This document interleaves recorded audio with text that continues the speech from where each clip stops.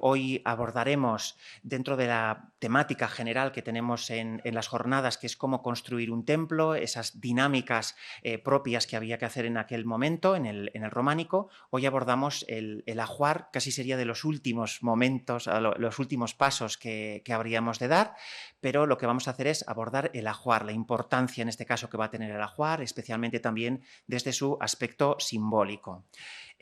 Después de la conferencia habrá un turno de preguntas. Si alguien pues tiene algún interrogante, los puede ir apuntando, puede en este caso para al final preguntarlo. Sé que a veces hay un poquito de vergüenza hacerlo y todo lo contrario, porque siempre hay preguntas interesantes para ello. Y más con el ponente que tenemos hoy, en este caso César García Álvarez, que es una persona muy asequible, siempre pues, atento a cualquier pregunta, a cualquier duda. Es doctor en Historia del Arte y profesor en la Universidad de León, que es donde ha desarrollado, en este caso, la mayor parte de su trayectoria, en este caso, docente. También ha participado como profesor invitado en Heidelberg y sus líneas de investigación se centran en varios campos, pero especialmente la simbología. La simbología como campo de experimentación, como campo de trabajo en bastantes estilos artísticos, también en este caso en románico, y otras de sus líneas de investigación tienen que ver con la teoría del arte. Los grupos de los que forma parte de investigación son tanto el Instituto de Humanismo y Transición Clásica como el de Investigaciones Humanísticas. Cuando se hace el acercamiento, la presentación de la simbología, que al final es tan rica, hace falta mucho conocimiento, pero también es cierto que la simbología acaba dando bastante sentido, le ha permitido trabajar muchos ejemplos, muchos estilos, como os comentaba, aunque especialmente por estar en León, como podéis imaginar, destacamos toda la simbología, la iconografía, los trabajos que ha hecho acerca de la Catedral de León o, hablando de románico, de la Colegiata de San Isidoro. No me alargo más, paso directamente en este caso la palabra a César. Buenas tardes, muchas gracias por su asistencia, muchas gracias por contar conmigo para este interesantísimo ciclo de conferencias. Yo voy a hablar acerca de los aspectos simbólicos de lo que se suele conocer como las artes suntuarias, pero como prácticamente siempre en todas mis conferencias, me gusta comenzar con una especie de discusión o de sacralización y discusión también de los diferentes términos que se usan para construir la historia del arte, porque sobre todo a partir del siglo XIX hemos tendido a convertir en fetiches aquellas denominaciones mediante las cuales clasificamos, estructuramos los diferentes periodos artísticos, hasta el punto de que nos parecen esencias que eran conscientes o que eran utilizadas por los artífices y por los, vamos a llamarles, habitantes de los diferentes periodos históricos que estudiamos. Y yo creo que es misión de este periodo histórico en el que nos encontramos empezar a no tanto relativizar, sino a mostrar el carácter un poco contingente de la mayor parte de esas categorías. De hecho, todos somos deudores de una historia del arte de raíz sobre todo germánica, de raíz hegeliana, que concibe el desarrollo histórico como una especie de etapas marcadas por un progreso necesario que lleva desde lo antiguo hasta lo contemporáneo, que marcan esa especie de autoconciencia del devenir del espíritu absoluto a través del hombre y que, enmarcado los diferentes estilos artísticos, conduce de un modo inevitable y necesario hacia diferentes periodos históricos: el antiguo, el medieval, el moderno, el contemporáneo. El problema es que nada de eso es en realidad verdad, sino que son términos absolutamente, como digo, fragmentarios y contingentes, que cuando se penetra, y es algo que voy a intentar hacer en la segunda parte de la conferencia, cuando se penetra en el intento de resolución y de aclaramiento de los diferentes elementos simbólicos y significativos que están presentes en la constitución de un templo concreto, particular, lo que se percibe es que son en muchas ocasiones mucho más los aspectos diferentes, particulares, que los específicamente unitarios. Esto es lo que ocurre, no me puedo extender con ese aspecto que afecta a los estilos artísticos, aunque luego volveré un poquito sobre ello, es lo que ocurre también con la denominación de artes suntuarias. De hecho, lo que hoy en día tendemos o se tiende generalmente a calificar como artes suntuarias, en realidad es la adaptación de lo que durante mucho tiempo se llamaba artes decorativas y que a falta también se llamaron artes menores de un modo completamente impropio, y también muchas veces quienes comienzan el estudio de la historia del arte se acercan a un manual o a un libro aparentemente consagrado y lo leen en sus páginas como si fuera una especie de verdad también casi sustancial, entienden que En la época en la cual, por ejemplo, se ornaba o se enriquecía, como vamos a ver, un templo románico, ese concepto de lo suntuario estaba plenamente integrado en su conciencia. Pero eso también es falso, porque precisamente si acudimos a la raíz específicamente latina de lo suntuario es todo aquello que conlleva un gasto, el sumptus, nada más que eso. Esa idea contemporánea, como digo, de que lo suntuario está formado por un tesoro que analizaremos con detenimiento ahora, únicamente compuesto por objetos de valor y que además se separa en su concepción de la arquitectura, de la pintura o de la escultura, es una idea radicalmente falsa. Y además yo la considero particularmente dañina. Tiene muchísimo más que ver lo que llamamos arte suntuario en el periodo que también llamamos románico, ahora entraré un poquito en eso, con el resto de manifestaciones sincrónicas artísticas de un momento concreto, que no con las artes que podemos llamar suntuarias de otro periodo diferente. Como digo, es misión siempre de cada, no sé si generación, pero al menos sí es una especie de obligación de cualquier estudioso, de cualquier científico, el poner críticamente en duda, como digo, los términos que se utilizan y se consagran. No porque sean absolutamente inútiles o estériles o erróneos, sino que por lo general acabamos por convertirlos en palabras gastadas, usadas, que en realidad no hacen justicia a la verdadera riqueza que está presente en cada momento. Yo voy a hablar de materia y símbolo en estas artes suntuarias, pero evidentemente, como digo, siempre es necesario aclarar qué se quiere decir con todos estos términos. Por suntuario entendemos hoy en día la configuración de elementos materiales que por lo general consideramos caros. Este era un aspecto que era muy importante para la construcción de cualquier templo y tenían una concepción mucho más basada en el propio precio de los materiales, en lo costoso de su realización y también, como veremos ahora, con profundas raíces de carácter tanto histórico como incluso teológico, el aprecio por el propio material, de tal manera que aunque no tuviera una forma necesariamente elaborada, si algo contaba con la presencia de oro o de algún elemento que apareciera, por ejemplo, nombrado dentro del catálogo de piezas preciosas de la Jerusalén celeste en el Apocalipsis, automáticamente pasaba a tener un valor mucho mayor que el de su propia constitución formal. Este concepto, como digo, de lo suntuario tenemos que desgajarlo un poco de nuestras proyecciones actuales, porque, como intentaré que al final de la conferencia quede claro, la concepción de un templo románico es un proyecto unitario y además es un proyecto que aunque enlaza con algunas categorías generales, casi incluso me atrevería a calificar de universales, sin embargo hay que empezar a estudiarlos desde un punto de vista también en muchos aspectos específicamente local. Lo local y lo universal, lo particular y lo general tienen que ser imbricados, considero yo, de una manera radicalmente nueva, diferente a lo que nos legó el siglo XIX y buena parte del siglo XX. Bien, ¿qué aspectos mentales, qué categorías, qué referentes tenía cualquier promotor de una iglesia, también de lo que llamamos románico? Todos los términos de la historia del arte y la sucesión de sus estilos, ninguno de ellos, salvo los de tiempos sumamente recientes desde el punto de vista histórico, fueron utilizados ni fueron conscientes ni conocidos por los propios coetáneos de dichos estilos. Velázquez no podía imaginar que algún día lo calificarían de pintor barroco, porque esa palabra no se utilizaba ni circulaba en su momento. El Renacimiento fue renacentista sin enterarse de que lo era hasta que apareció la primera palabra por Vasari, pero luego ni siquiera se calificó así. Hubo que esperar a Michelet y a otros historiadores, pues sobre todo franceses, que consagraron esa denominación en el siglo XIX. Y nadie en la época gótica, si se le hubiera dicho que se estaba realizando una catedral gótica o un arquitecto gótico, habría reaccionado incluso favorablemente. Lo habría tomado prácticamente como un insulto. Como muchos habría hablado de opus francigenum. La denominación románica es una de las menos malas, pero también evidentemente no es coetánea de los propios fenómenos que describe. De las menos malas, porque es como es sabido también, el término románico se va construyendo a lo largo del siglo XIX para poder intentar encontrar aspectos comunes entre diferentes fenómenos culturales tan diversos como la configuración de las lenguas nacionales o romances, por tanto el término también está emparentado con ello. También alude de un modo correcto, yo creo, y muy interesante, a una de las ligazones que tiene permanentemente el hombre que calificamos de medieval, otro término sumamente desafortunado, porque durante la Edad Media, lo que llamamos hoy Edad Media, nadie pensó jamás que estuviera en el medio de nada. De hecho, la sensación de continuidad con lo anterior y particularmente con lo romano, pero cristianizado, es una de las cualidades o de las categorías que siempre está presente, aparece en la documentación, aparece en los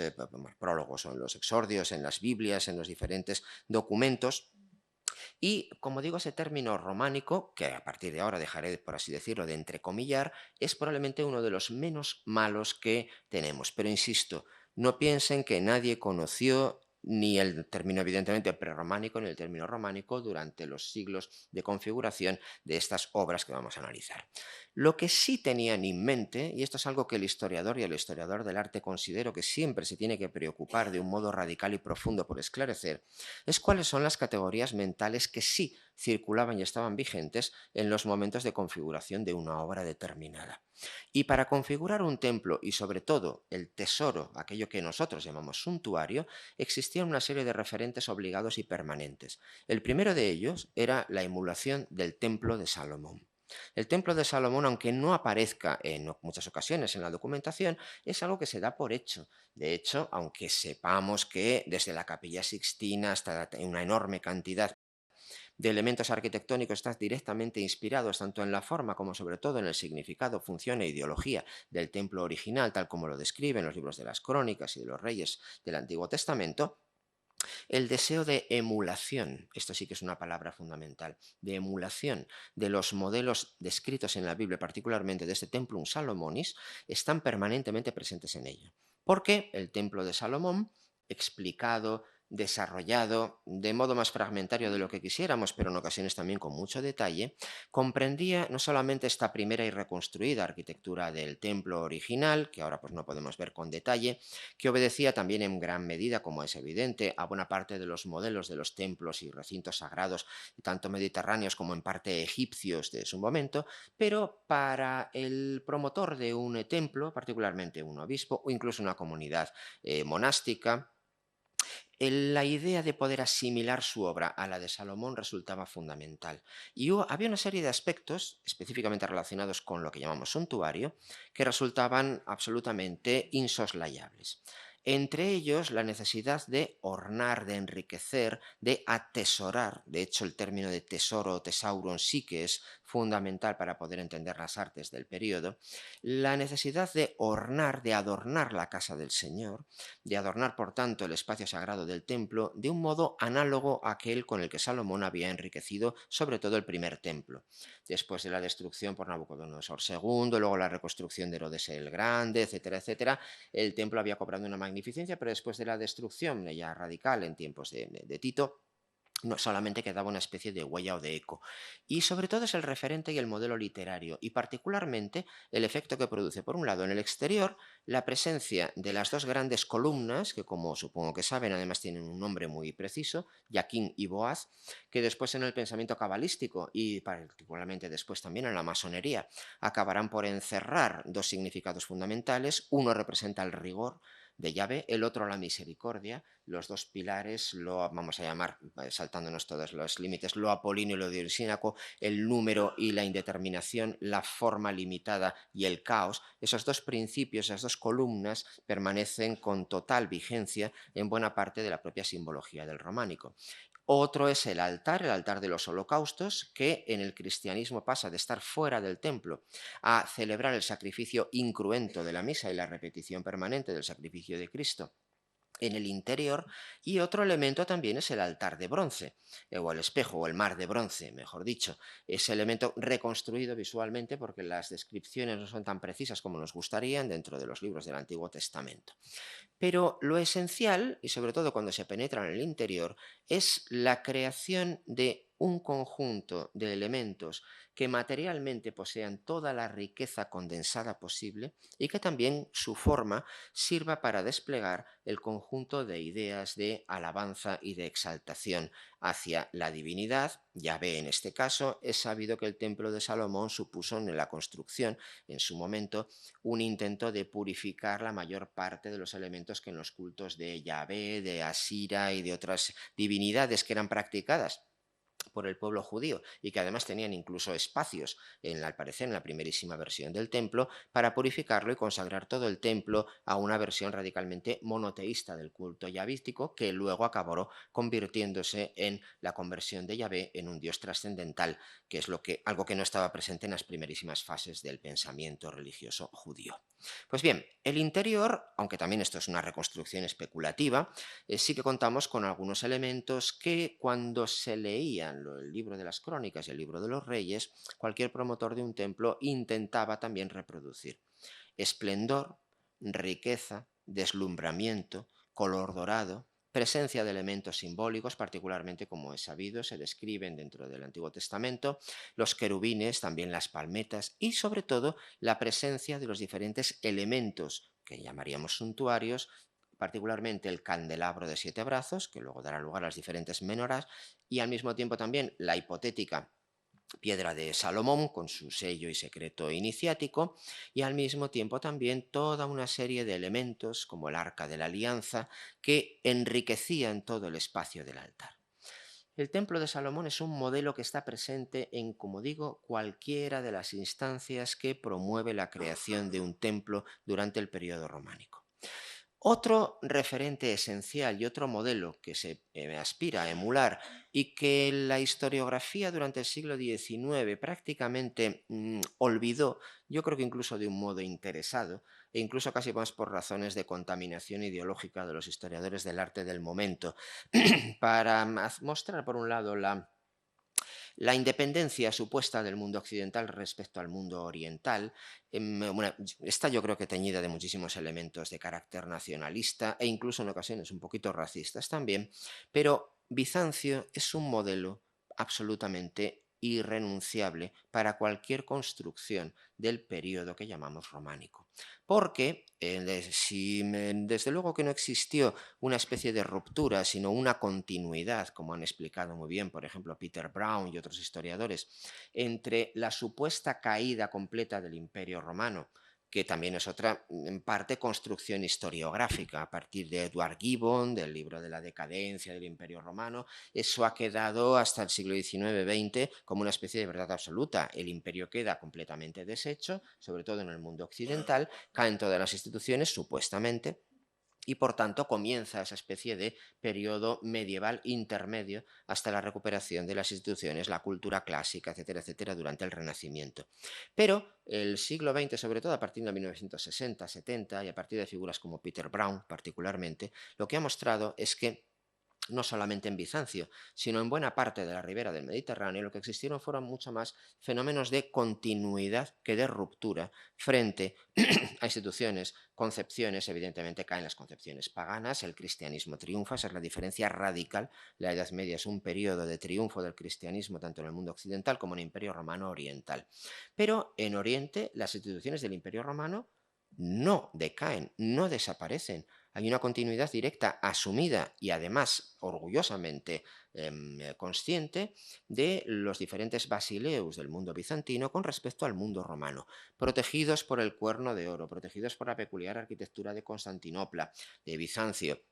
protegidos por la eficacia de su ejército, protegidos también por la adhesión permanente al credo ortodoxo. El mundo bizantino resiste durante prácticamente 1000 años, hasta abril de 1453 y su caída definitiva, y se convierte en la fusión perfecta del mundo inercial del Imperio Romano y del cristianismo. Y Bizancio es un espejo en el que se mira todo Occidente, que está permanentemente fragmentado, con peleas, con guerras, con distinciones radicalmente, ¿cómo decirlo?, brutas en el sentido más etimológico incluso del término, con un intento por parte de Carlomagno, que es otro punto de inflexión fundamental, de poder otorgar a los diferentes imperium o imperia, a los diferentes sistemas políticos del mundo occidental, la misma estabilidad, la misma unión del poder político con el poder religioso que se admira en Bizancio.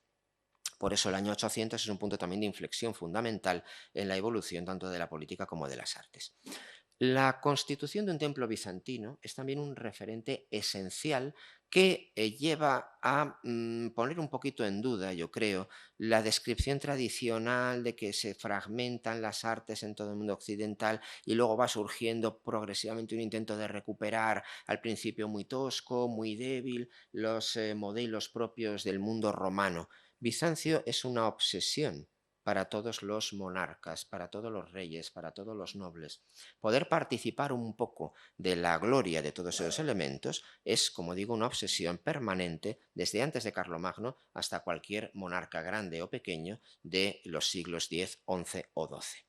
¿Y qué ocurre con un templo bizantino? Que no, por desgracia no podemos reconstruir plenamente la apariencia visual de ninguno de los templos, precisamente porque la ruptura que sí que supuso la conquista musulmana provocó la dispersión, la destrucción, en muchos casos, de los propios tesoros y la disposición completamente fundida de elementos suntuarios de lo que podemos calificar como un tesoro dentro de la iglesia. Pero desde el propio esplendor dorado, los propios querubines que remiten, por ejemplo, en Santa Sofía de Constantinopla, al propio templo de Salomón, un modelo permanentemente imitado, hasta la configuración de todos los diferentes elementos suntuarios, por un lado las cruces. Como pueden ver, no hay prácticamente casi ninguna ruptura o hay pocas diferencias entre una cruz como esta de Justino II, bizantina, y, por ejemplo, la Cruz de los Ángeles o la Cruz de la Victoria. En realidad hay un deseo de emular, de repetir, de poder alcanzar lo que es un ideal particularmente inalcanzable, sobre todo para una situación política particularmente depauperada, empobrecida, con muy pocos medios materiales. Pero esta propia cruz, evidentemente, es un elemento cristiano, pero que también intenta prorrogar al mismo tiempo la riqueza presente dentro de los templos paganos en una línea y una solución de continuidad que es mucho menos rupturista de lo que pueda parecer. Lo mismo ocurre con los marfiles, que luego veremos en el caso del Tesoro de San Isidoro de León, que es el más completo que nos ha llegado, a pesar de todas las pérdidas, y que también muestran una continuidad permanente, prácticamente sin rupturas, desde los llamados dípticos consulares a la presencia en el siglo VI, VII, VIII, IX de la combinación de elementos de carácter pagano con otros cristianizados profundamente y que cuando estas piezas son contempladas por visitantes, embajadores o llegan a través de alguna vía comercial o sobre todo en el momento en el que se intercambian regalos Carlomagno y el emperador bizantino del momento, entre otras cosas, por ejemplo, el emperador bizantino le regala a Carlomagno un órgano, un hidraulis, que supone, por un lado, el momento en el cual se empieza a admitir el acompañamiento por parte del órgano dentro del canto llano y por otro lado empieza también a ser el punto de emulación de que todas las iglesias empiezan a aspirar a tener un órgano que sea pequeño, precisamente por ese intercambio de regalos. La admiración por el modelo máximo, Templo de Salomón y Mundo, Templo bizantino, llega a todos los aspectos de lo que podemos calificar como suntuario. Por ejemplo, en las cubiertas de los libros, de los evangeliarios, de los códices, por parte de los autores de las placas de marfil, que acaban creando estructuras diagramáticas que combinan un elemento aparentemente no narrativo, icónico, en este caso el cordero apocalíptico, el cordero místico, y que sí, se ve también enriquecido mediante todo conjunto de imágenes que pueden remedar completamente los modelos paganos, pero que luego se combinan con diferentes momentos de la vida de Cristo, de la vida de María, y que además están seleccionados con una finalidad determinada. Estos modelos bizantinos, que forman parte del tesoro de cualquiera de los templos, de la promoción también por parte del emperador, serán otra de las actitudes emuladas en el mundo occidental en la medida en que resulte posible desde el punto de vista material. Aquí tenemos esta composición, no es mía, la encontré, pero bueno, coronas, coronas votivas, coronas que cuelgan, los libros, todo ello forma parte de lo suntuario, porque, repito, esta diferencia entre artes suntuarias, arquitectura por un lado, pintura por otro y escultura por otro, no tiene ningún sentido dentro de la estética y de la concepción cultural, religiosa, teológica de estos siglos. Ellos no establecen esas diferencias. Estas diferencias las crearon los profesores universitarios alemanes, sobre todo, del siglo X, finales del XVIII y sobre todo a lo largo del siglo XIX, y las hemos heredado sin criticarlas. Pero cuando alguien promueve un templo, lo promueve del modo más integral posible. Y eso es lo que ocurre en el caso que conservamos y que yo creo que es el conjunto más excepcional y mejor conservado, no solamente del románico hispano, del románico español, sino yo creo que de todo el románico universal, que es San Isidoro de León. Como además lo he estudiado durante mucho tiempo, particularmente su simbología. Bueno, vivo incluso enfrente de la propia basílica por este otro lado y lo conozco bien, pero además representa, yo creo que la clave para poder entender qué es la construcción de un templo como una realidad unitaria, como algo que comprende una gran cantidad de categorías que vamos a ir poco a poco desglosando en esta pues, segunda parte de la conferencia y que luego en la tercera veremos cómo se relaciona con todo el conjunto del templo, con elementos que aparentemente no son suntuarios, pero que en realidad sí lo son, y cómo todo ello cobra valor también porque cada templo es el despliegue de una serie de ideas particulares que están en la mente de los promotores, que tenemos que desentrañar en ocasiones gracias a determinados documentos, a determinadas inscripciones, pero sobre todo la intención simbólica suele quedar de un modo inconsciente, latente, pero al mismo tiempo también patente dentro de las diferentes manifestaciones estéticas de un templo. Esta es la portada principal, bueno, en realidad es el lateral, la portada más conocida porque es la mejor conservada, como todos conocéis, la Puerta del Cordero, la Puerta del Perdón, con añadidos barrocos, con este añadido de finales del 15 y comienzos del 16, que hoy en día alberga la biblioteca, con la cabecera, para mí por desgracia, perdida, sustituida a finales del 15 y comienzos del 16 por el obispo Alfonso de Valdivieso, para crear una gran cabecera gótica, pero que para mí pues, me hace añorar la nostalgia de lo que tuvo que ser esa cabecera, buen seguro con un gran programa pictórico, y San Isidoro de León, que como he sabido es el gran templo de la monarquía leonesa, que se produce además en el momento en el que Fernando I, que es ajeno a la monarquía leonesa, que engarza con toda la monarquía navarra, se casa con Urraca, perdón, con Sancha, que es la verdadera legítima descendiente y portadora, por así decirlo, de la legitimidad dinástica. El papel de las mujeres en la monarquía leonesa es absolutamente fundamental, y después de muchas reticencias, de muchísimas resistencias, no es bienvenido en el primer momento por la nobleza leonesa. Incluso se le intenta asesinar, no se le deja entrar durante bastante tiempo en la ciudad. Recordad que es la ciudad amurallada más importante del desarrollo urbanístico hispano y que gracias a sus murallas además se convirtió en un jalón fundamental en la avanzadilla de los reinos cristianos hacia el sur, y que además para su propia conciencia Fernando I viene manchado por las dos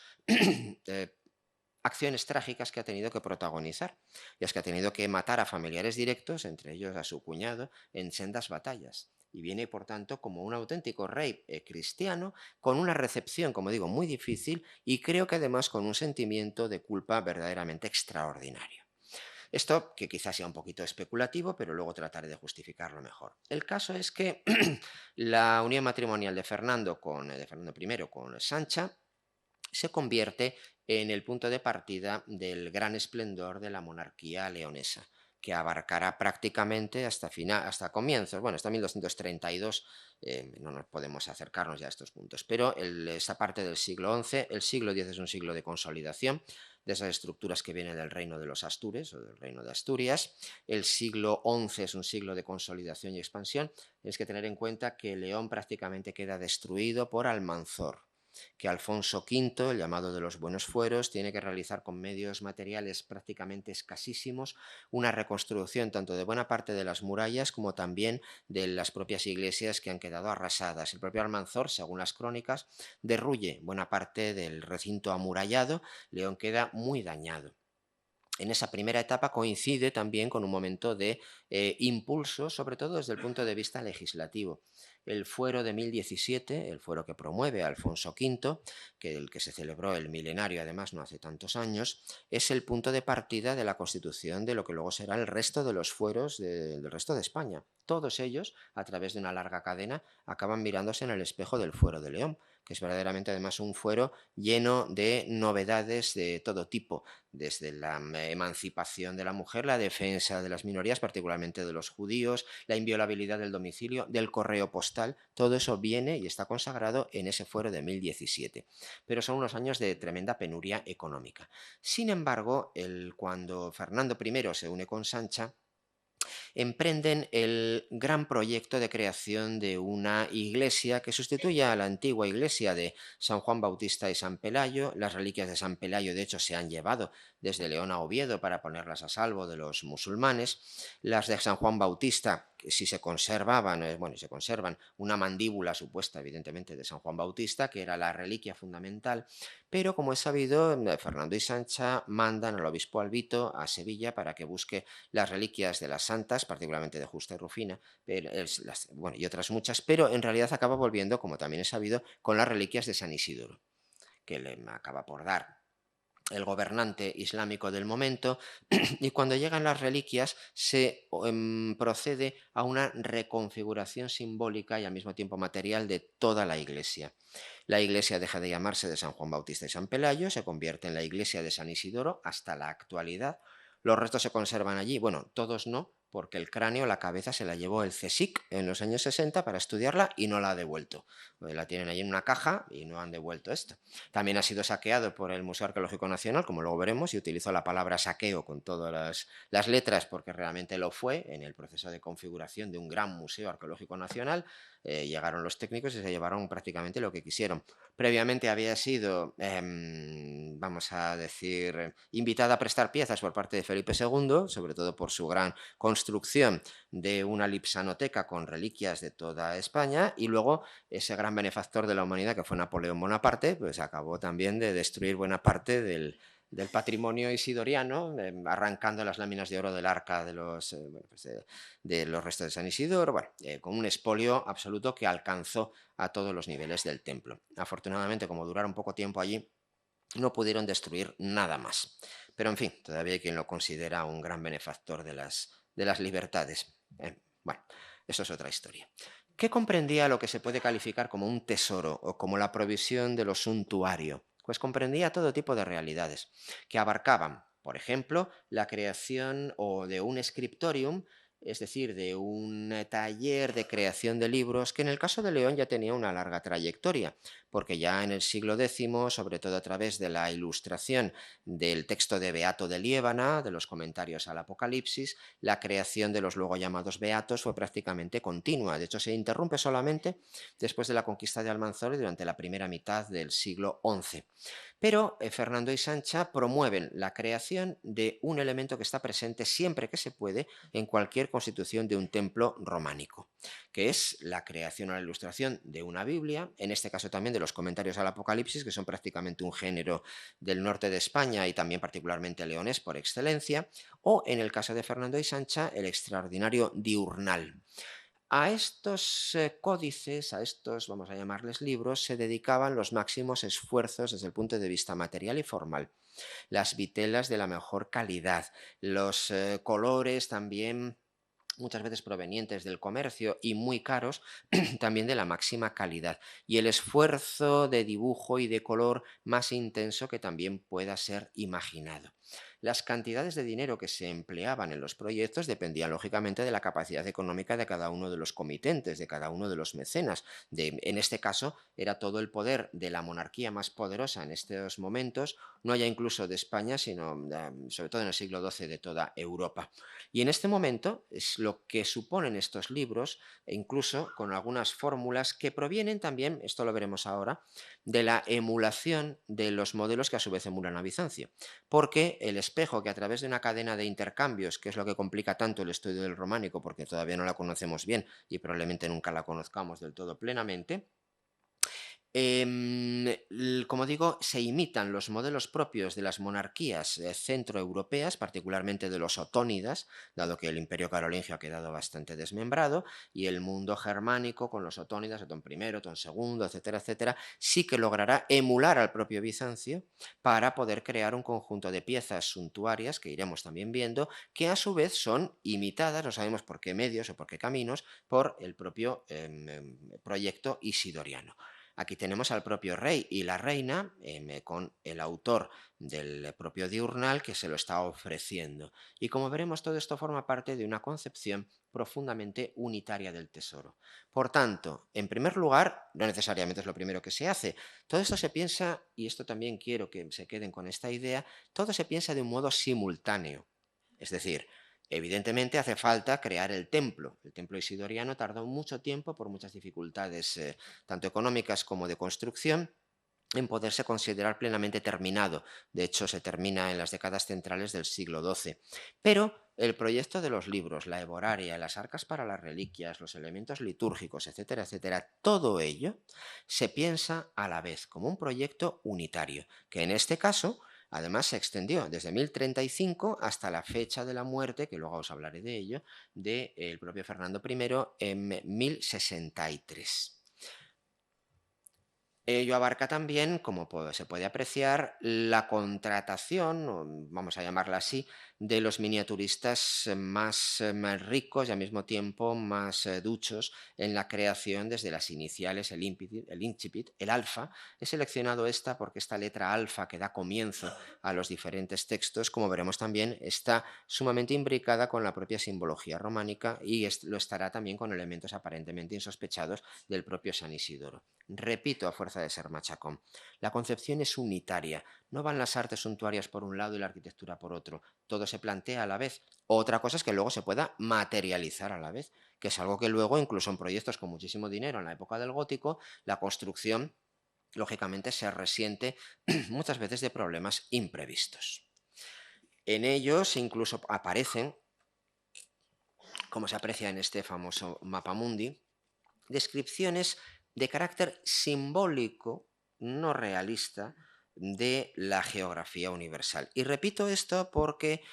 existe también un equívoco en torno a los conocimientos, tanto científicos como geográficos, de los siglos que llamamos medievales. En parte porque los mapas son elementos sumamente fáciles de destruir y no conservamos casi ninguno, pero eran elementos extraordinariamente desarrollados desde el punto de vista realista. Aquellos mapas que tenían que servir, por ejemplo, para una finalidad de carácter militar, para una conquista, tenían que ser precisos desde el punto de vista conceptual.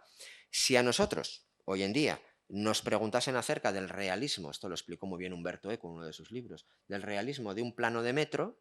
y una civilización posterior viera ese plano, dirían, pues, wow, qué subdesarrollados estaban, que no poseían una capacidad de representación realista de lo que es un plano del metro. Son representaciones ideográficas, conceptuales, que sirven en este caso para poder representar la geografía tal como se describe en las fuentes bíblicas, pero es una geografía de carácter simbólico. La geografía física se conoce mucho mejor a través de otros muchísimos mapas que, por desgracia, no han llegado hacia nosotros.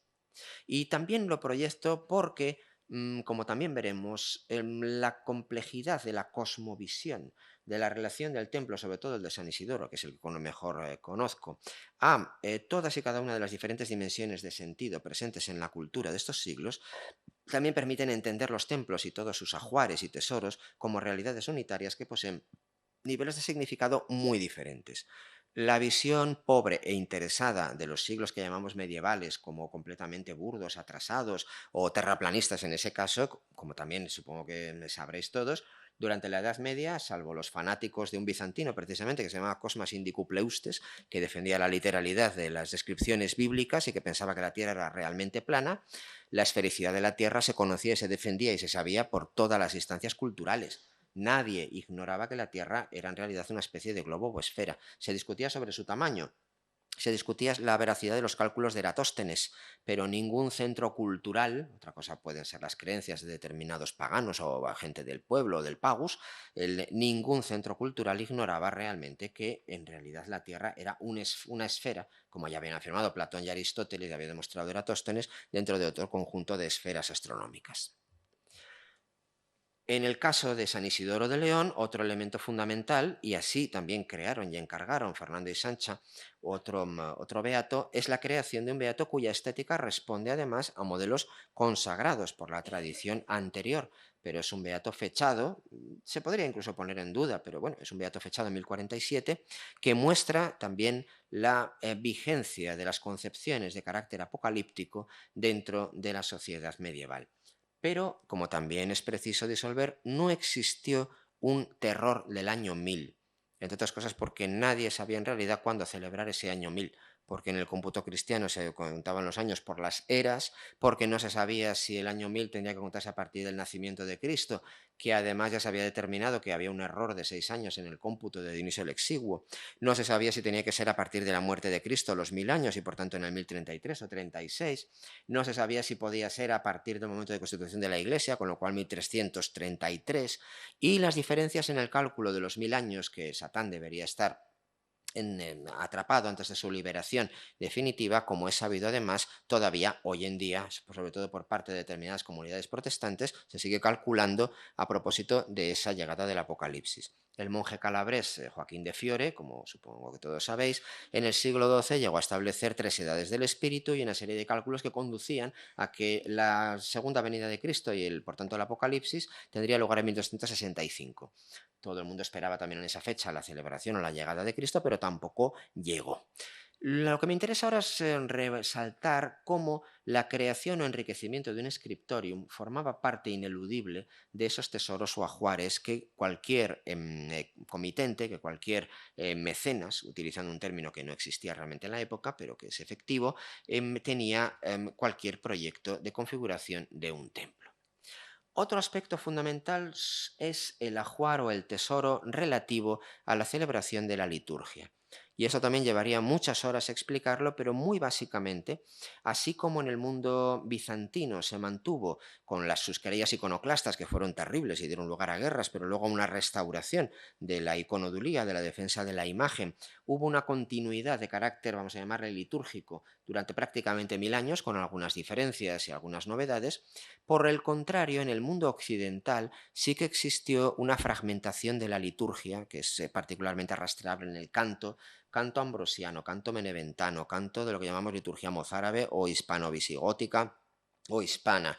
canto y rito sarum, canto anglicano, canto beneventano. La fragmentación de las liturgias y sus cantos suponía una amenaza, como es sabido, para la unidad de Roma. Y al mismo tiempo también la celebración correcta, sobre todo de los sacramentos más importantes y particularmente de la propia Eucaristía. Y aquí también hay mucho más una continuidad que una ruptura en los modelos de aquello que llamamos prerrománico, como este cáliz de Tasilo de finales del siglo VIII, en el cual, como puede verse, en función de los medios y de los que se dispone en cada uno de los templos, se enriquece o bien mediante materiales lo más nobles posibles, plata u oro de verdad, o bien dorando la plata, o bien creando incluso, si es posible, si no hay más dinero, oropel, contratando al artista que sea capaz de realizar las imágenes más precisas. Esa idea de un periodo alto medieval radicalmente iconoclasta o carente de imágenes, pues cuando se analiza la orfebrería se percibe también que es una construcción posterior y que esas categorías tan excluyentes que utilizamos en nuestro tiempo, pues yo creo que tienen que saltar por los aires y estudiar esto de una manera diferente. Porque el cáliz, el nudo, la copa, con sus diferentes terminologías, no hay una disrupción ni una ruptura entre los ejemplos del siglo VIII, los ejemplos del siglo X, como este cáliz del obispo Gaucelin, del cáliz de Gaucelino, que también se enriquece con las materias más ricas que se tengan en su momento, a imitación o como asimilación del propio valor específico material. Esto, insisto, es un aspecto que no está reñido con el simbólico, como luego veremos, pero la Iglesia se tiene que enriquecer mediante los materiales más ricos, costosos, porque eso es realmente lo suntuario, lo que cuesta, el sumptus, el gasto. Y el gasto para ellos es lo mismo gastarlo prácticamente en una arquitectura que gastarlo luego en la creación de un cáliz tan elaborado como este. Se han perdido con toda seguridad algunas piedras, pero desde calcedonias, amatistas, rubíes y toda la lista que aparece citada en el Apocalipsis, todos intentan hacerse con todo ese repertorio de piedras que convertirá al propio templo en la emulación del tercer modelo permanente, que es la Jerusalén celeste, junto con el templo de Salomón y los grandes templos bizantinos. Lo mismo con las coronas, y proyecto todo esto porque, como se verá, una de las piezas más famosas de todo el tesoro de San Isidoro, una pieza única, que es el cáliz de Doña Urraca que veremos ahora, en realidad es la síntesis de todos estos elementos anteriores. Esta corona imperial otónida vuelve a mostrar lo mismo. Oro de la mejor calidad posible, piedras preciosas, auténticas cuando se puede, Y si no, entonces sí que hay que completar el programa simbólico para que estén presentes la mayor parte de ellas y para que también exista contraste y variedad de colores. El color es otra categoría fundamental en la conciencia de la época. Como vemos las catedrales lavadas a la piedra, literalmente, carentes de color, y nos hemos hecho una idea falsificada, como es sabido, tanto del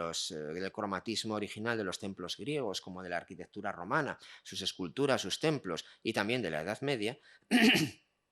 no nos hacemos idea hasta qué punto el efecto estético dependía de la riqueza de material, del brillo incluso cegador. Estas coronas sabemos, por ejemplo, que se pulían y se abrillantaban para que en las ceremonias en las cuales los monarcas las llevasen brillaran con el efecto que hoy llamaríamos despectivamente de brilli brilli, pero es que eso era lo que producía en el espectador, en el fiel, en el súbdito, una auténtica emoción de carácter estético que elevaba a quien portaba la corona hacia una condición sagrada, por encima de la mera humanidad. Y la realeza aspira a reproducir también aquella condición de rey sagrado, rey ungido que había tenido el propio David Salomón y que también en parte en la monarquía leonesa se prolongará. Por eso, cuando vemos ahora el celebérrimo Cáliz de Doña Urraca, no nos puede extrañar que sea, aparte de ser la pieza maestra de la orfebrería románica universal, aparte de la, bueno, si queréis luego se puede comentar incluso la hipótesis de su condición como bueno, es que no me atrevo a pronunciar la palabra grial porque, en primer lugar, el término grial no existe en el siglo XI, no existe prácticamente en el siglo XII, aparece, es un término novelístico creado por el ciclo del Grial hacia 1185-90, que es cuando aparece el término por primera vez. Originalmente el grial o graal es la descripción de una bandeja en la cual aparecen una serie de objetos que el pobre Perceval, como es tonto, pues no hace la pregunta adecuada, y luego poco a poco el graal o grial se va transformando en una piedra que cayó de la cabeza de Lucifer y finalmente acaba convertida en también una bandeja y en la copa en la cual se celebró la última cena, o en la copa en la cual incluso Longinos acabó por recibir la sangre que emanaba del costado de Cristo durante la crucifixión. Lo que es evidente es que ese término y ese concepto, y además la propia importancia que se ofrecía a la propia Eucaristía, no era tan elevada en aquellos momentos, y desde luego que la palabra no existía. El término grial no existe,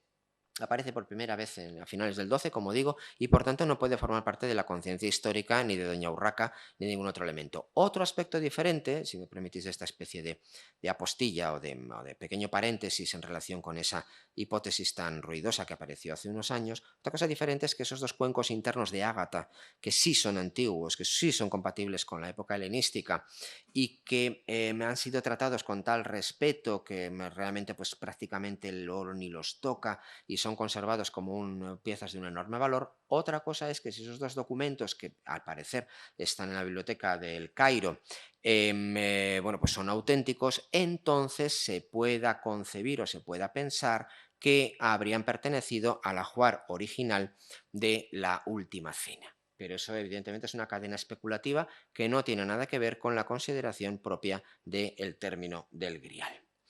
El cáliz de Doña Urraca, evidentemente, es una pieza absolutamente excepcional y la pieza culminante del tesoro,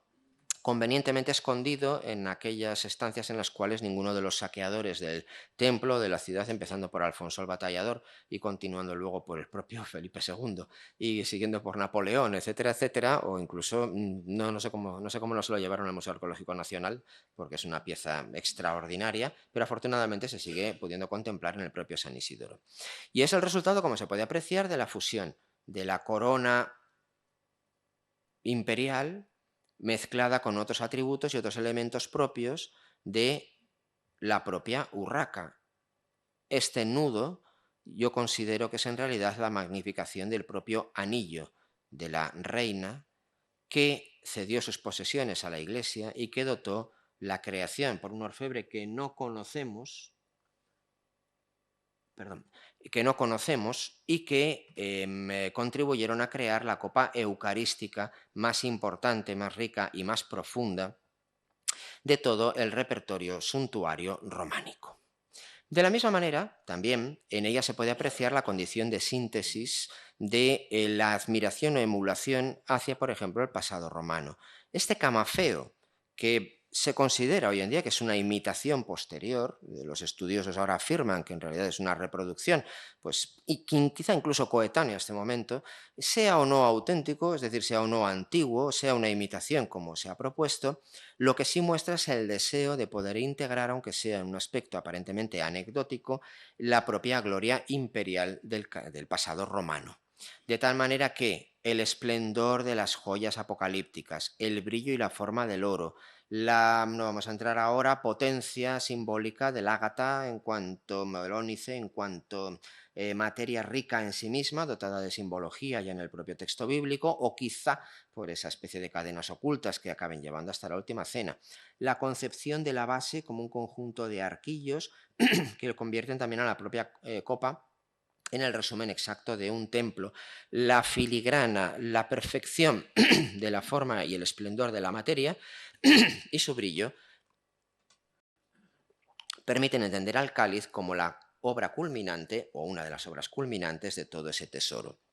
Pero desde el punto de vista de la configuración del conjunto del templo, no tiene mayor relevancia, por ejemplo, que la cadena que también lleva de las lujosas tapas de marfil que remiten a los dípticos bizantinos, a los dípticos judiciales romanos, que van llevando hasta el mundo otónida y que, por ejemplo, en esta crucifixión del obispo Adalbero, en torno al año 1000, como es evidente, se convierte en un modelo a través de una serie de cadenas, una cadena intermedia que lleva a, por ejemplo, la arqueta de las bienaventuranzas, otra de las partes del tesoro de propio San Isidoro, que también comprendía el tratamiento y la creación de la heboraria, es decir, de aquellos elementos de marfil. El marfil es un elemento que no es una piedra preciosa, pero es extraordinariamente valorado durante todos los siglos que llamamos medievales, y que, aparte de su condición de arcas de reliquias o de arcas santas o para guardar determinados aspectos relativos con la Eucaristía, la función de la arqueta de la bienaventuranza de San Isidoro no está tan clara como pudiera parecer. Se podría prestar cada una de ellas a diferentes modelos. Pero también es interesante comprobar cómo aparece en ellas precisamente un motivo relacionado con la bendición. Las bienaventuranzas, Beati Pauperes Spiritu, etcétera, etcétera, se integran, como veremos, dentro de todo el programa isidoriano. De la misma manera, reducida prácticamente a sus elementos menos valorados por los benefactores soldados napoleónicos, que se llevaron el oro y dejaron únicamente el marfil, porque no eran historiadores del arte y no valoraban la iconografía, evidentemente, también muestra cómo la creación de un conjunto de arcas o de recipientes para poder conservar y exponer las reliquias son elementos de absoluta trascendencia para cualquier templo. La conservación de la posesión de una reliquia no es tampoco un rasgo específicamente cristiano, es un rasgo antropológico y de culto que viene en realidad de la antigua Grecia. La mayor parte de los santuarios antiguos se realizaban donde existían restos de héroes oraculares o de divinidades o de presencias míticas. Donde llegó la cabeza de Orfeo, por ejemplo, nadando por el río Isos hasta Iliria, allí se plantaba un elemento. Donde Apolo mató a la serpiente de Delfos y supuestamente se conservaban los restos de la serpiente, allí se colocó el gran Zolos que permitía consagrar el culto a Apolo. El cristianismo lo que hizo fue, evidentemente, cristianizar esta especie de sacralización permanente de los restos físicos y mortuorios. Las arcas esenciales del tesoro isidoriano que están presentes. Evidentemente aquí hay unas arcas dedicadas a San Juan Bautista y San Pelayo, aunque sus reliquias están en Oviedo, las de San Juan Bautista, las de San Isidoro, pero en cualquier templo la advocación depende sobre todo, o al menos es uno de los factores importantes, del santo cuyas reliquias se conservan en el lugar. Como es sabido, buena parte de esas reliquias en muchas ocasiones eran inventadas, de tal manera que la advocación se inventaba en el sentido incluso latino de inventio, de hallazgo, no tanto de invención quimérica o de mentira, sino por la necesidad de poder consagrar un templo determinado o a una advocación concreta y particular que estuviera relacionada, por ejemplo, con la ubicación o con la orientación concreta de un templo, algo que está muy claro, por ejemplo, en San Pantaleón de Losa, en esa fascinante iglesia románica que por fin pude visitar hace unos pocos meses, después de toda la vida intentándolo. Y en el caso de San Isidoro, todo se enriquece también mediante el marfil, el oro, los materiales más ricos posibles, en este caso para crear una composición diagramática que se puede intuir un poquito aquí. No tengo una fotografía cenital, intentaré conseguirla en algún momento, pero que muestra una estructura bastante parecida, dividida en espacios, a la que presentaba la crucifixión del obispo Adalbero. Es decir, una escena central, lo veíamos también antes en aquella cubierta de un evangeliario,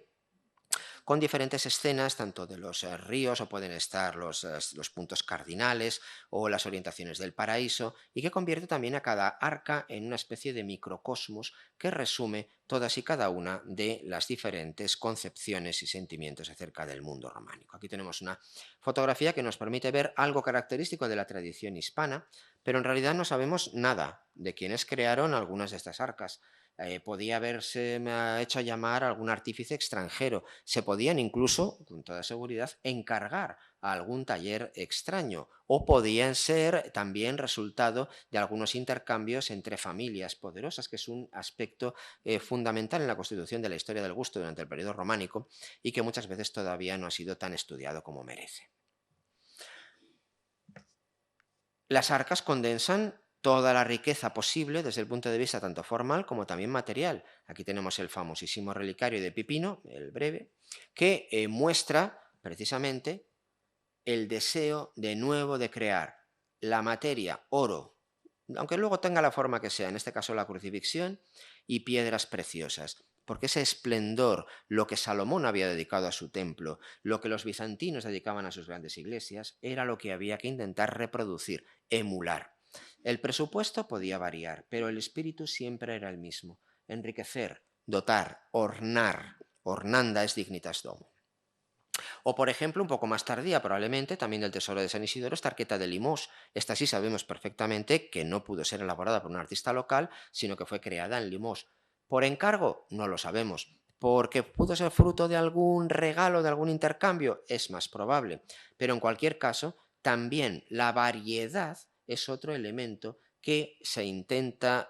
producir o se intenta crear en unos siglos que valoraban lo diferente, lo extraño y lo exótico de una manera que nosotros no podemos ni entender. La creación progresiva, por ejemplo, de las llamadas cámaras de las maravillas, las Wunderkammern, que luego acabarán encontrando su apogeo en el periodo que llamamos gótico, en el siglo XIII y en el XIV, pero también estaban presentes con anterioridad.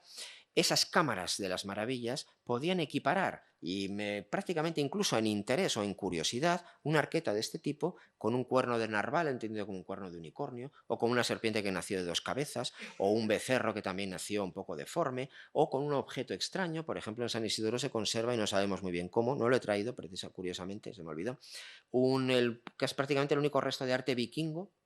que se encuentra en un templo español. Antes se llamaba idolillo. Yo creo que pertenece más bien a un juego característico del mundo vikingo, que es un juego relacionado con el Ragnarok, una especie de, no de ajedrez, pero algo parecido. Pero en cualquier caso, lo exótico, lo insólito, lo raro, si tiene forma peculiar y también si está realizado en una materia específicamente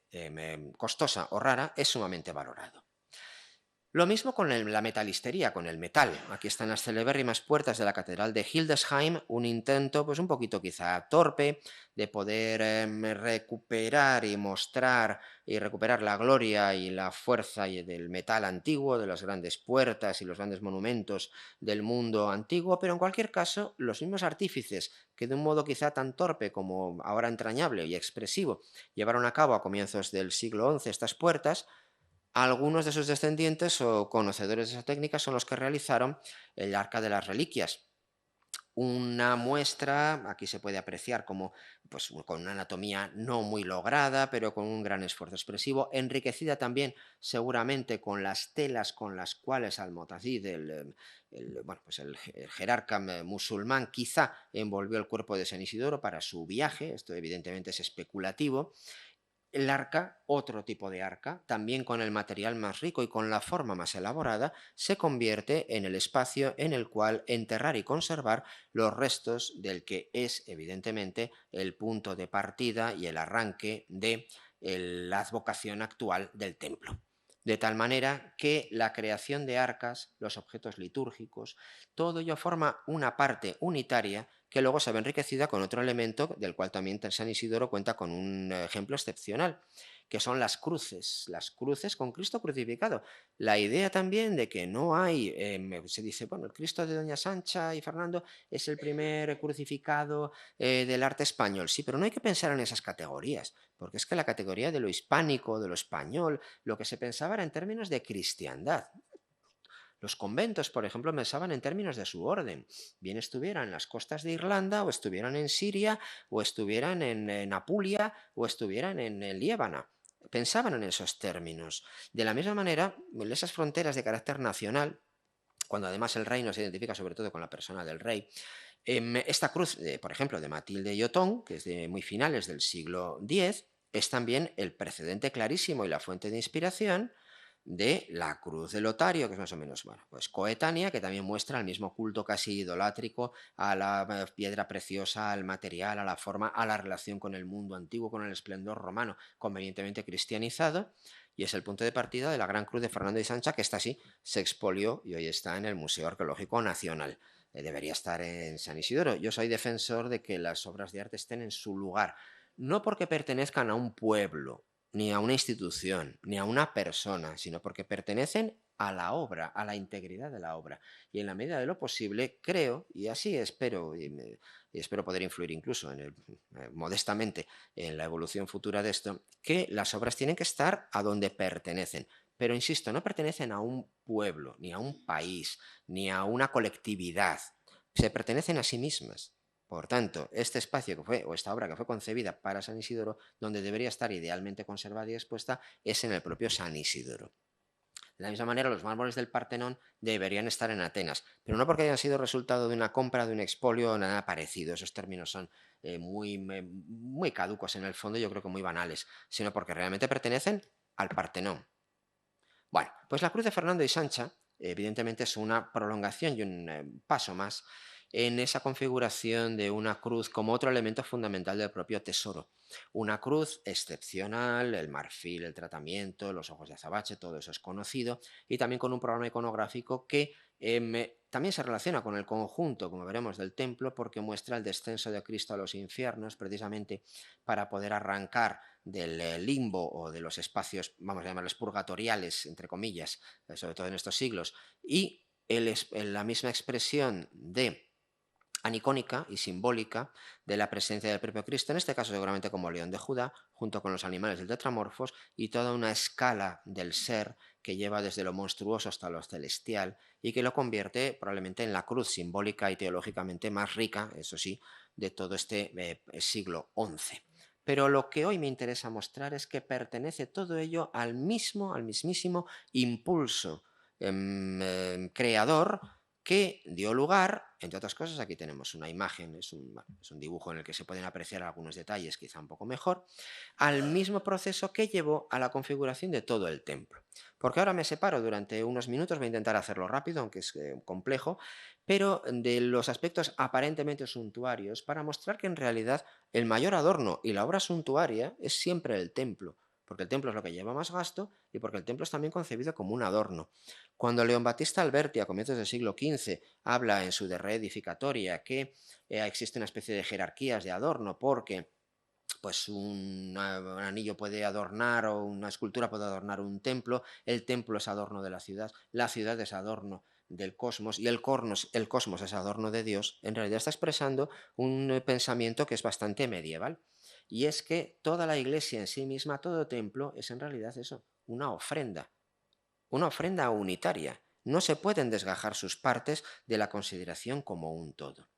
Y en el caso de San Isidoro, además, existe una riqueza simbólica que creo que unifica, y es lo que espero mostrar en unos pocos minutos, todo el edificio y todas sus obras suntuarias de acuerdo con una idea que es al mismo tiempo astronómica y también profundamente escatológica en el sentido de relacionada con la salvación. Se trata del hecho, esto es evidentemente una conferencia en sí misma, lo voy a tratar de resumir, esta es la concepción de la esfera celeste con el axis mundi, con la eclíptica, el ecuador celeste, las franjas solsticial y equinoccial, el trópico de Cáncer, el trópico de Capricornio, la eclíptica inclinada a 23,3 grados. Esto era la cosmovisión y los conocimientos astronómicos que estaban perfectamente incorporados. Además, con toda seguridad alguien leería las etimologías, que eran la gran enciclopedia de la época, y que encima las hubiera escrito el propio San Isidoro y los restos de San Isidoro llegaran allí. Yo creo que hubo de estimular también la lectura de este conocimiento. Bueno, este es el esquema. Y San Isidoro atesora además un conjunto absolutamente excepcional, único, el zodíaco más raro de toda la historia del arte, el zodíaco más excepcional, no ya del mundo románico, sino de toda la historia del arte. Porque es verdad que la portada del Cordero, como todo San Isidoro, pues ha sido remontado, desestructurado, que no sabemos muy bien si estaban en su ubicación original. Es más, realmente resumiendo muchísimo, lo que sería una conferencia muy compleja, estos signos del zodíaco que se despliegan a ambos lados de la portada del Cordero, aquí vemos a Aries, Tauro, Géminis, Cáncer, Leo, Virgo, Libra, Escorpio, Sagitario, Capricornio, Acuario y Piscis. No sabemos muy bien cómo era la portada original, porque este rey David con los músicos queda aquí muy pobretón, hay unas asimetrías muy marcadas, aquí faltan como dovelas. A San Juan Bautista de San Pelayo sabemos que son estos dos de aquí, perdón, a San Isidoro y a San Pelayo los cambiaron de sitio, de tal manera que tienen la inscripción mal puesta, están mal ubicados. De hecho, el que va a ejecutar a San Pelayo, que debería estar aquí, en realidad parece que le va a cortar el cuello a San Isidoro, lo cual es evidentemente impropio. Pero en cualquier caso aparece un zodíaco radicalmente extraño. Que aparezca un zodíaco en el periodo que llamamos románico no es en absoluto extraño. Como es sabido, cualquiera que haya leído simplemente el libro de simbología románica de Manuel Guerra sabrá hasta qué punto los zodíacos estaban presentes en las portadas, cómo se especuló también con realizar el propio zodíaco de Cristo, cómo Cristo viene a vencer el propio poder de los astros para convertirse, de acuerdo con la iconografía apocalíptica, en el cosmócrator y en aquel que ordena plenamente pues, la disposición del mundo. Pero el caso es que en el zodíaco de San Isidoro hay algunas imágenes que más o menos son canónicas. Aquí tenéis a Aries, un carnero. Ya con Tauro empieza la extrañeza, porque, resumiendo muchísimo, se trata de dos personajes vestidos a la romana con túnica que están llevando unos cuartos de toro que aparecen además luego por todo el resto de San Isidoro. No sabemos muy bien dónde, de momento, luego os diré para dónde los lleva. Géminis también es extraño porque aparecen otros dos personajes, quizá con nimbo de santidad, pero vestidos con clámide romana y llevando una especie de ara que los dos comparten. Es el ara sacrificial para sacrificar al propio toro. Géminis Cáncer, pues bueno, esto se puede entender más o menos como un cangrejo, pero aparece ya un pez impropiamente aquí, que es otro elemento que aparece disperso por el zodíaco. Leo es extrañísimo porque aparece un león combatiendo contra una serpiente, acompañado también de dos batracios, de una rana con unas extrañas formas concéntricas y con estas formas serpentinas que aparecen en el todo el zodíaco. Virgo es mucho más canónico, la doncella con las flores. Libra también, es una iconografía que se puede considerar canónica. Escorpio es extrañísimo, porque aparece una especie de salamandra rodeada como si fuera una gema gnóstica por este especie de semicírculo, y además abrazado y rodeado de nuevo por una serpiente que parece estar estrangulándolo. Sagitario también es muy extraño, sobre todo porque aparece también rodeado por una serpiente, tiene una larga melena medio femenina, lleva como una especie de tres cantimploras, porque no sé cómo describirlas, y se aleja completamente de la iconografía tradicional. Acuario he dejado a Capricornio para el final, ahora os explicaré por qué. Acuario también es extraño, sobre todo porque aunque tenga los odres de las aguas cósmicas, también aparecen los peces de Piscis por ahí metidos, que van como va cambiando, y Piscis es extrañísimo también, porque detrás de los dos peces aparece una especie de pescador, de navegante en un bote, en un ancla,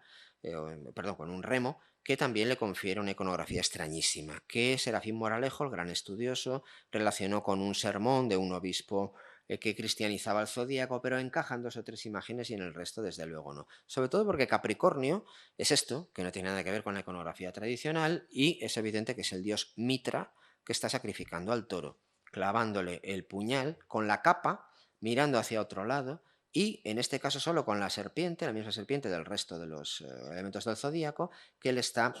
pues mordiendo. En la iconografía tradicional de Mitra aparece también otros elementos propios de constelaciones como el cuervo, la crátera, etcétera, etcétera. ¿Qué pinta? Es una iconografía extrañísima. Hay alguna muy rara en alguna iglesia, pero no tiene nada que ver con este Mitra, que además coincide exactamente el nacimiento de Mitra con el paso de Sagitario a Capricornio, es decir, con el solsticio de invierno, el 24-25 de diciembre, con lo cual esto, aquí lo tenéis la comparación, es evidente que es Mitra, convierte al zodíaco y sus elementos mitraicos y gnósticos, dado que los dos personajes de Tauro y de Géminis son Cautes y Cautópates, dos personajes del culto mitraico. Pero ¿estos son imágenes originales que se han conservado y se han reutilizado? Parece poco probable. ¿Alguien conocía la iconografía mitraica en el siglo XI? Parece también muy poco probable, pero el caso es que ahí está este zodíaco desafiando completamente la interpretación conjunta de la portada y de todo San Isidoro. Además, otros rasgos que coinciden bien con el mitraísmo, los anillos y la gran serpiente que intenta atrapar, en este caso al leontocéfalo, aquí en el signo de Escorpio. Antes os decía Cautes y Cautópates, los dos hemisferios, la primavera hacia la que vamos y la parte luminosa del año, la parte oscura del año, los dioscuros, todo ello permite explicar reminiscencias o pervivencias incluso del propio mitraísmo en la ciudad de León, lo cual no sería del todo descabellado, vuelven a aparecer luego en el siglo XIII, lo estudié en mi libro del laberinto del alma, pero en cualquier caso es un zodíaco extraordinariamente extraño, pero forma parte de lo suntuario. Además, como se puede ver, el pedestal de San Isidoro, por ejemplo, vuelven a aparecer los cuartos de toro con sus patas y atravesados por un extraño león que muestran la relación o la dimensión de carácter astrológico, simbólico y astronómico del conjunto de San Isidoro, porque las constelaciones de Tauro y de Leo, que aparecen en los dos pedestales, el propio carnero que aparece de modo permanente, aquí lo tenéis, lo explicaré ahora con más detenimiento. La puerta del perdón, en la cual aparecen otras dos constelaciones, una cabeza de oso, que veremos ahora, y el león. Ursus et Leo, como dice el Eclesiastés, aquí las tenéis. La osa mayor o el león. También, curiosamente, si habéis leído el fascinante libro de Michel Pastoureau sobre el oso, un rey destronado, la iglesia se empeñó en destronar al oso, que era el antiguo rey de los animales, y convertir al león en el nuevo rey de los animales. Esto no es cosa de Disney ni del siglo XX, sino que fue la iglesia la que se obstinó, y además tenía muchas razones para ello, porque todavía el culto al oso, como una forma de fuerza física, de casi irracionalidad, amenazaba con, bueno, pues poner en peligro incluso la implantación del cristianismo, sobre todo en las zonas nórdicas. De tal manera que el oso pasa a ser, como aparece aquí incluso, una especie de oso amaestrado, y la propia iglesia eleva al león y lo logra hacer sobre todo a partir del siglo XII a la condición de rey de los animales. Pues bien, el otro animal también de carácter astrológico y al mismo tiempo apocalíptico que hemos visto en las obras suntuarias de San Isidoro y aparece de nuevo aquí y da sentido a todo es el cordero. Aquí lo tenéis en forma apocalíptica, rodeado por no, con el lábaro, y al mismo tiempo el cordero sacrificial que Isaac, con el que se sustituye por orden de Dios, a la víctima propiciatoria que es Isaac por parte de su padre, de Abraham, vuelve a aparecer el cordero. Pero es que además el cordero, aquí lo tenéis más ampliado, aparece en las puertas de entrada como carnero y aparece en el propio zodíaco y unifica toda la concepción de San Isidoro. Como un elemento en parte astronómico es la constelación de Aries, aquella constelación que da lugar además al comienzo de la primavera, junto con Tauro, Leo, la Osa y esas constelaciones también muestran que en realidad todo San Isidoro está íntimamente relacionado con un planteamiento de carácter astronómico coherente con las posibilidades de la época, pero es que además el Cordero está íntimamente relacionado, como es lógico, con el perdón y con la redención. Porque el Agnus Dei, qui tollis peccata mundi, Cordero de Dios que quitas los pecados del mundo, creo que se convierte en la verdadera clave última de la dedicación del templo por parte del rey de San Isidoro, y también la propia dedicación del templo al propio rey. Porque el rey, cuando se sintió morir en 1063, en los días anteriores a la Navidad, se despojó de la corona, se despojó de sus vestiduras, se vistió como un monje y pasó sin comer los días cercanos a la Navidad hasta que falleció, me parece que fue el 21 de diciembre, vistiendo de un modo completamente penitencial. Había tenido que matar a su hermano y a su cuñado en sendas batallas para poder alcanzar el,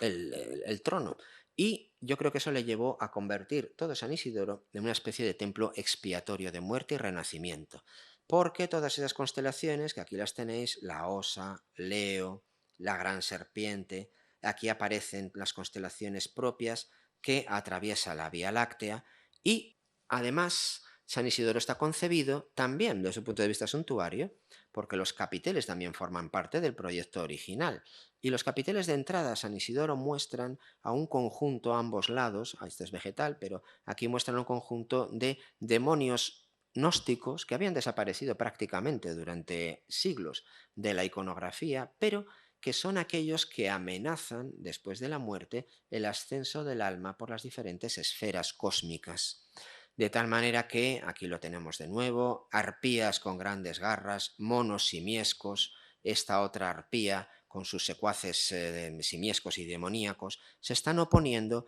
al ascenso del alma, una vez, como digo, fallecido, hacia las regiones celestiales. De hecho, aquí tenemos otras dos vistas. Esto acontece en el exterior del templo, pero en el interior vuelven a aparecer esta fascinante imagen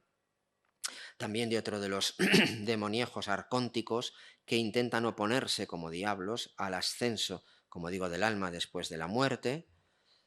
el peso de las propias almas. Aquí tenéis un capitel maravilloso del propio San Isidoro, con San Miguel y el diablo disputándose el peso de las almas, asistido aquí por un espectador que puede ser uno de los monjes o canónigos de la Iglesia.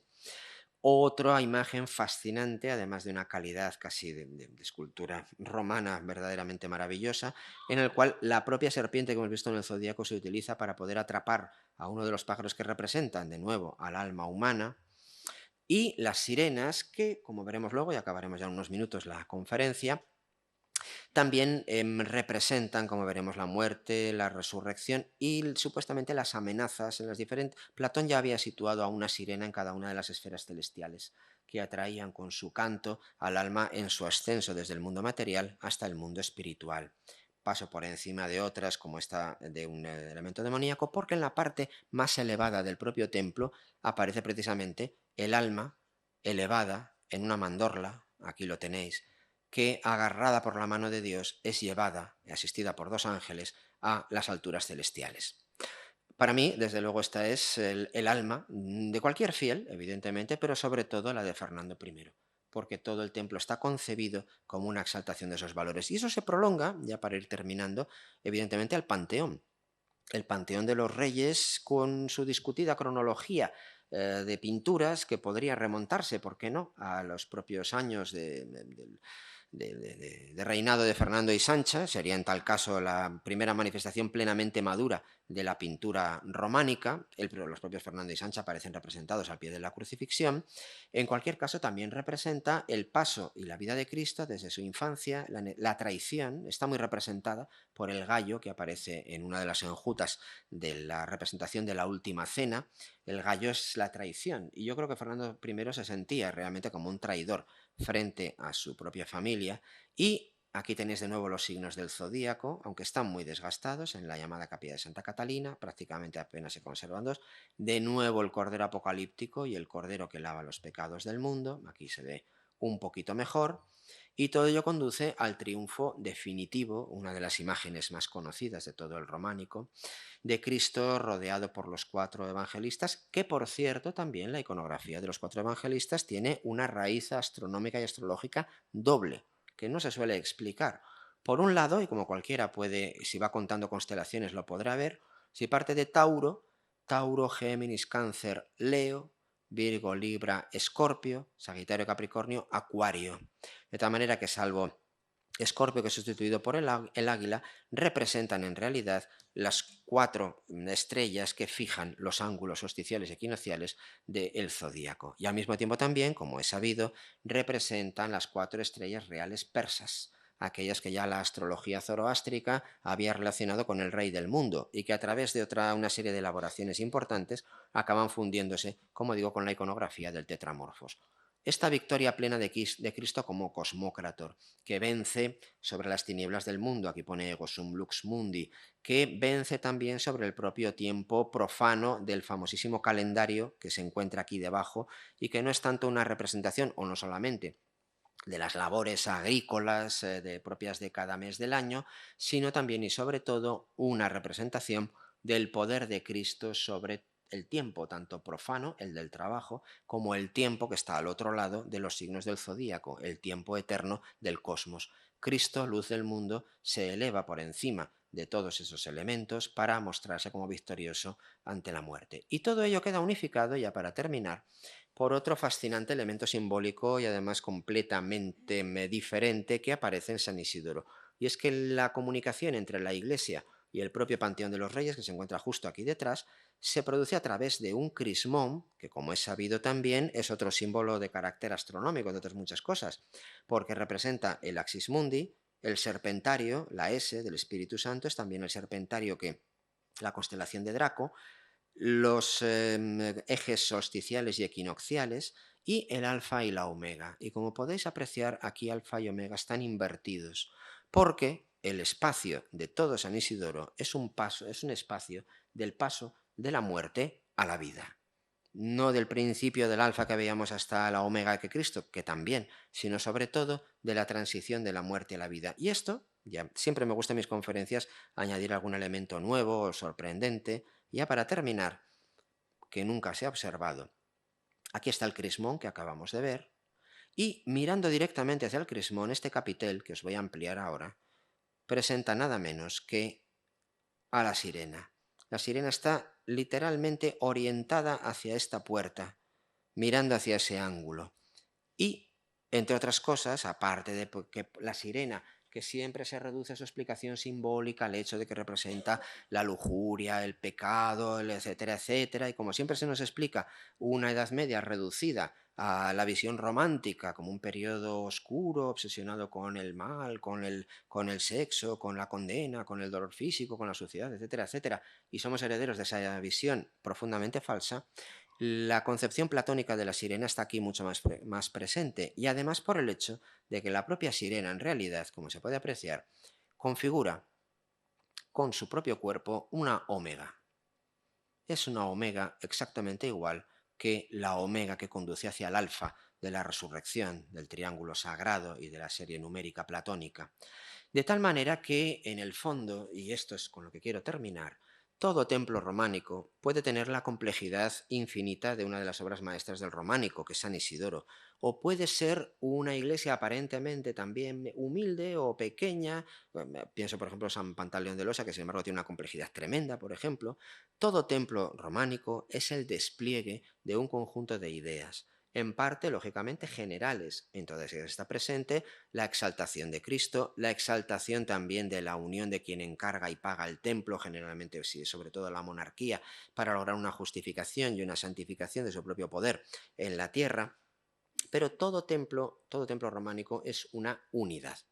No se puede diferenciar o separar lo suntuario de las ideas principales rectoras de todo templo. En este caso, y ya para resumir y finalizar, la consagración del poder de la propia monarquía leonesa, de su unión y justificación y al mismo tiempo bendición por parte de Cristo, la propia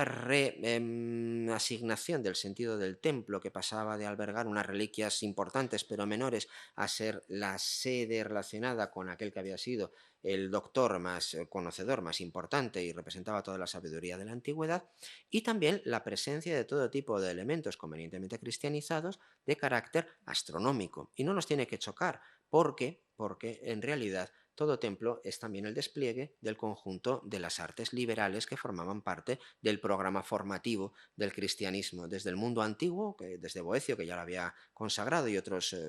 pensadores, hasta la propia Edad Media.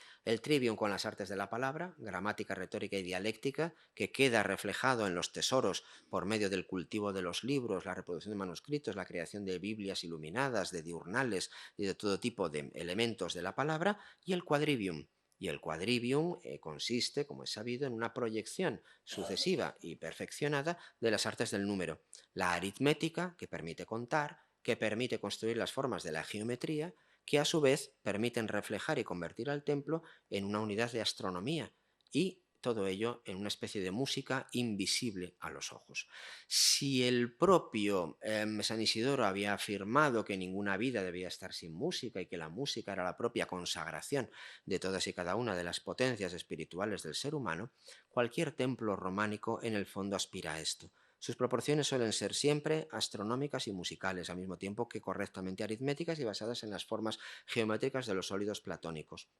Y de la misma manera, todos los elementos que impropiamente separamos como suntuarios formaban parte del despliegue de una concepción del templo como de la propia realidad que desplegaba en un conjunto fascinante de imágenes la profundidad abismática del uno sagrado, es decir, del deseo de convertir al templo en el reflejo material de la presencia divina.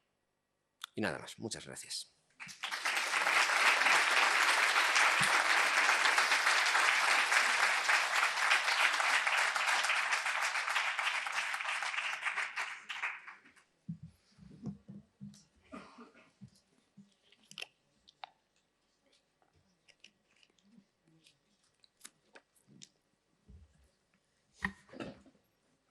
Bueno, vamos a abrir el turno de preguntas. Si alguien tiene alguna pregunta, por favor, que levante la mano y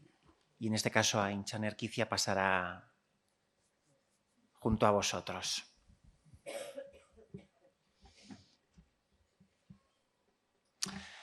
Voy a hacer una pregunta. Como todo es una unidad, sería importante también el lugar donde se guardaba todo ese ajuar, toda esa cámara de los secretos, que dentro de San Isidoro, para entendernos, pues no, bueno, no está o sí está. Ahora nos respondes. Sí, el lugar es fundamental. Porque, de hecho, por ejemplo, en el caso concreto de San Isidoro, y en realidad claro, los templos románicos pueden pertenecer a un convento monástico, por ejemplo, a una iglesia de carácter más bien urbano, o pueden tener luego, en función de quien los encargue y los pague, unas finalidades diferentes. En este caso se trata de un templo profundamente unido a una idea de monarquía, que se relaciona, por tanto, muchísimo más con las ideas de los otónidas, se remonta a lo carolingio, etcétera, etcétera. El lugar es fundamental, porque, sobre todo en San Isidoro, donde se producía una convivencia, incluso los reyes pernoctaban o tenían sus propias cámaras fundidas y unidas al propio espacio de la iglesia, el lugar es esencial. De hecho, la mayor cercanía de esos elementos de los tesoros, del tesoro suntuario al altar, también obligaba a una mayor dignidad, a un mayor gasto, a un mayor presupuesto, a la búsqueda de materiales y formas más elevadas. No solamente hay importancia del lugar, sino que hay una especie de irradiación. Desde el altar, que es el antiguo sustituto de los altares paganos y también del altar exterior y el altar de los holocaustos del Templo de Salomón, a partir de ahí, como si fuera una especie de círculos concéntricos, lo que va a estar más cerca del altar requiere mayor gasto, requiere mayor esfuerzo suntuario, vamos a llamarlo así. El lugar es esencial, en todas las dimensiones, además.